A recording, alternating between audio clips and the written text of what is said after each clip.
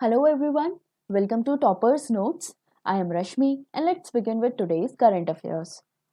Our first article is कि एक दिग्गज पत्रकार तुर्लापति कुटुंबा राव का 87 वर्ष की आयु में निधन हो गया और मिस्टर राव आंध्र प्रदेश के पहले चीफ मिनिस्टर तंगुटूरी प्रकाशम के पर्सनल सेक्रेटरी भी रह चुके हैं और मिस्टर राव ने लगभग 3.5 दशकों तक एक तेलुगु न्यूज़पेपर आंध्र ज्योति के लिए as an editor and editorial writer के रूप में भी काम किया था और इन्होंने कई राष्ट्रीय नेताओं और आड़तियों के भाषण का तेलुगु में अनुवाद भी किया है जिसके लिए उन्हें काफ़ी प्रशंसा हासिल हुई।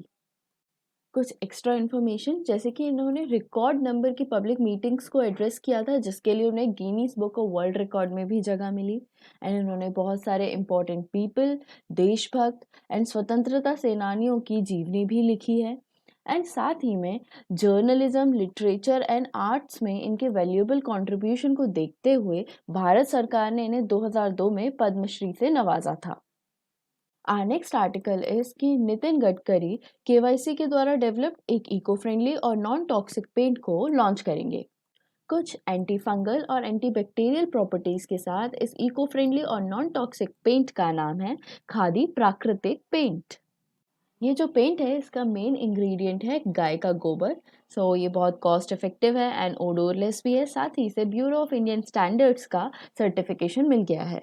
ये जो खादी प्राकृतिक पेंट है ये 2 फॉर्म्स में अवेलेबल है, एक डिस्टेम्पर पेंट एंड दूसरा प्लास्टिक इमल्शन पेंट एंड इसका जो प्रोडक्शन है, ये जो प्रधानमंत्री का विजन है कि फार्मर्स की इनकम को डबल किया जाए, उनकी इनकम को बढ़ाया जाए, उस विजन के तौर पर इसका प्रोडक्शन हो रहा है। Our next article is कि एयर इंडिया के ऑल वुमेन क्रू ने रचा इतिहास। They landed the longest direct flight in Bengaluru. Air India की ये फ्लाइट यूएस के सैन फ्रांसिस्को से लेकर बेंगलुरु के केम्पेनगौड़ा इंटरनेशनल एयरपोर्ट तक की थी एंड कॉकपिट क्रू में जो 4 वुमेन पायलट्स थी उनका नाम है captain Zoya Agarwal, captain Papagari Thanmai, captain Shivani Manhas and captain Akanksha Sonaware and ये वर्ल्ड की लॉन्गेस्ट कमर्शियल फ्लाइट थी to be operated by any Indian airline. अब देखते हैं एयर इंडिया से रिलेटेड कुछ extra information. So Air India Bharat की ध्वजवाहक विमान सेवा है जिसका हेडक्वार्टर न्यू दिल्ली में है। इसके फाउंडर JRD टाटा है and this was founded in July 1930। Our next article is related to Assam जहां पर ASTC ने गुवाहाटी में महिलाओं और वरिष्ठ नागरिकों के लिए पिंक बस सर्विसेज को लॉन्च किया है।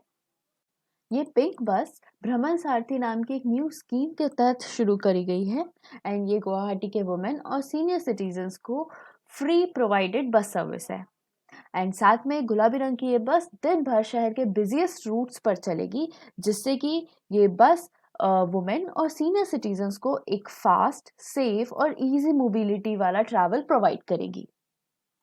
और ये जो बस सर्विस है ये सिर्फ easy travel, comfortable travel and safe travel he offer नहीं करती है बल्कि ये कुछ टारगेट ग्रुप्स को एनकरेज भी करेगी कि वो पब्लिक ट्रांसपोर्टेशन यूज करें instead of using their private vehicle.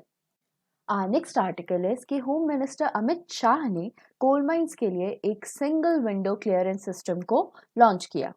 ये जो पोर्टल है ये बोली लगाने वालों को कोल माइंस जल्दी ऑपरेशनलाइज करने की सुविधा प्रदान करेगा एंड साथ ही में ये minimum government and maximum governance के स्पिरिट में है, मतलब कि न्यूनतम सरकार और अधिकतम शासन की भावना है। इसका मेन ऑब्जेक्टिव ये है कि कई मल्टीपल अथॉरिटीज के पास जाने की बजाय एक सिंगल पोर्टल पर इन्वायरमेंटल एंड फॉरेस्ट क्लियरेंसेस मिल जाए एंड जो सारा प्रोसेस है वो काफ़ी फास्ट एंड ट्रांसपेरेंट हो जाए। देखते हैं कुछ और इन्फॉर्मेशन जैसे कि इंडिया का जो टारगेट है कि ये 2025 तक 5 ट्रिलियन यूएस डॉलर की इकोनॉमी बन जाए, इसमें कोल सेक्टर सबसे बड़ा कंट्रीब्यूटर हो सकता है। एंड साथ ही ये पोर्टल शुरू होने से कंट्री के कोल सेक्टर में ईज ऑफ डूइंग बिजनेस बढ़ जाएगा एंड हम इससे इस सेक्टर में बहुत ज़्यादा एम्प्लॉयमेंट क्रिएट कर सकते हैं एंड ह्यूज इन्वेस्टमेंट्स को भी ला सकते हैं। एंड एक इम्पॉर्टेंट पॉइंट ये कि फिलहाल जो प्रोसेस है उसमें एक कोल माइन शुरू करने के लिए आपको लगभग 19 मेजर अप्रूवल्स या फिर क्लियरेंसेस की ज़रूरत होती है, तो आप देख सकते हैं कितना टायरसम एंड लॉन्ग प्रोसेस होगा ये। Our next article is related to एनकेव इंडिया फोरम 2021। इंडिया में इस एनकेव प्रोजेक्ट को ऑर्गेनाइज करती है MOSPI जिसका फुल फॉर्म है ministry of statistic and programme implementation and इसमें भागीदारी रहती है ministry of environment, forest and climate change की और नेशनल रिमोट सेंसिंग सेंटर की। ये जो एनकेव्स है ये भी एक एक्रोनिम है जिसका फुल फॉर्म है natural capital accounting and valuation of the ecosystem services. अब नाम से ही पता चल रहा है इसका मेन एम ये है कि जो इन्वायरमेंटल इकोनॉमिक अकाउंटिंग है, पर्टिकुलरली इकोसिस्टम अकाउंटिंग है, इसका नॉलेज एजेंडा और ग्रो करे एंड एडवांस हो। इस पूरे प्रोजेक्ट को इम्प्लीमेंट करते हैं यूएनएसटी, यूएनईपी एंड सीबीडी, जिसमें UNST stands for the United Nations Statistics Division, UNEP stands for the United Nations Environment Program, and CBD stands for the Secretariat of the Convention of Biological Diversity. And एनकेव्स का full form तो हम देख ही चुके थे, एक बार फिर से देख लेते हैं। Natural capital accounting and valuation of the ecosystem services. And इस प्रोजेक्ट में जो कंट्रीज पार्ट लेती हैं वो है India, Brazil, China, South Africa and Mexico. So 5 countries आते हैं। एंड ये जो पूरा प्रोजेक्ट है इसे यूरोपियन यूनियन अपनी पार्टनरशिप इंस्ट्रूमेंट के थ्रू फंड करती है। Next article is related to Dhaka marathon 2021, जहां पर लद्दाख की एक स्पेशल पुलिस ऑफिसर ने 4th पोजीशन हासिल करी। इस मैराथन को संडे को ऑर्गेनाइज किया गया था, जिसमें लद्दाख की जिस एसपीओ की 4th पोजीशन आई है उनका नाम है जिगमेट डोलमा।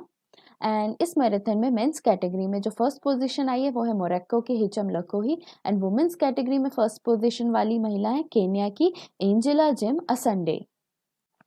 अब देखते हैं ढाका मैराथन से रिलेटेड कुछ इंपॉर्टेंट इन्फॉर्मेशन।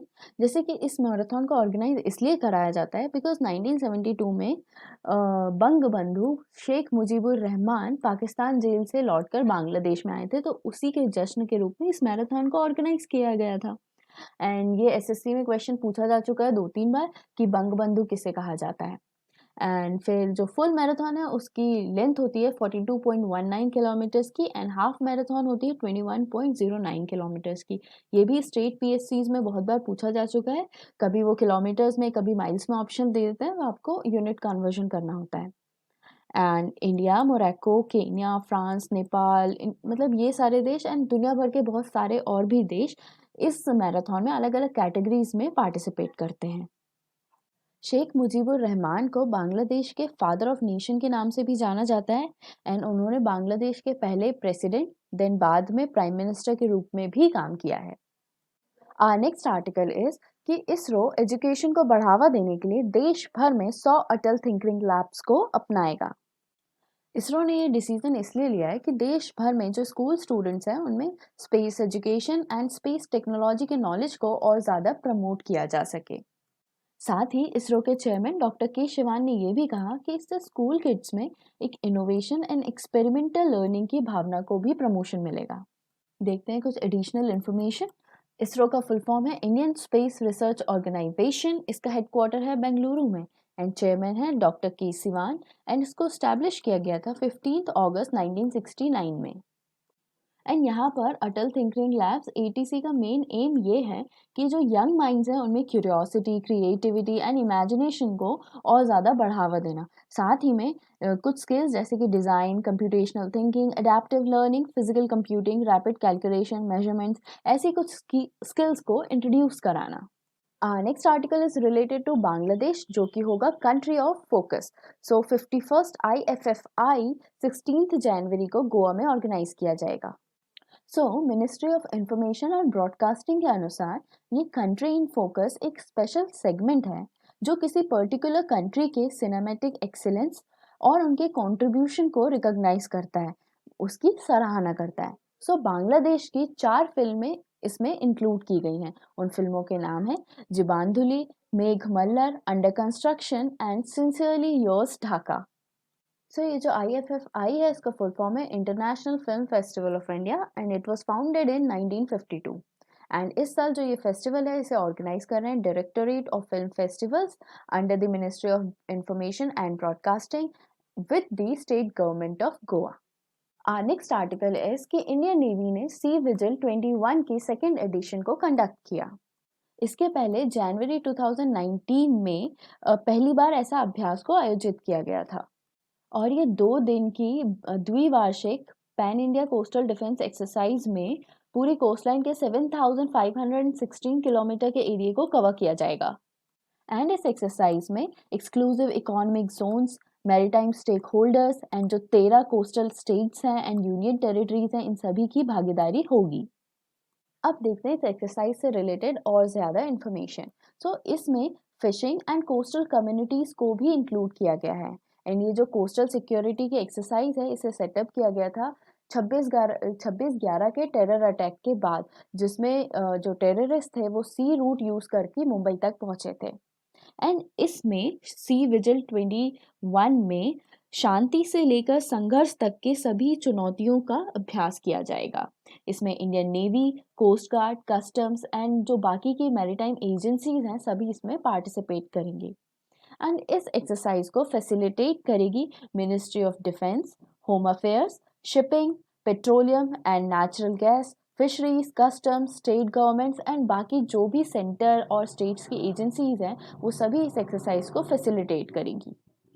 ये एक्सरसाइज सी विजिल 21 हमारी स्ट्रेंथ और वीकनेसेस का रियलिस्टिक असेसमेंट होगा, मूल्यांकन होगा। एंड इससे हमारी जो मैरीटाइम सिक्योरिटी है एंड जो नेशनल सिक्योरिटी है वो और ज़्यादा बेहतर होगी। So this was all for today. Thank you so much for watching.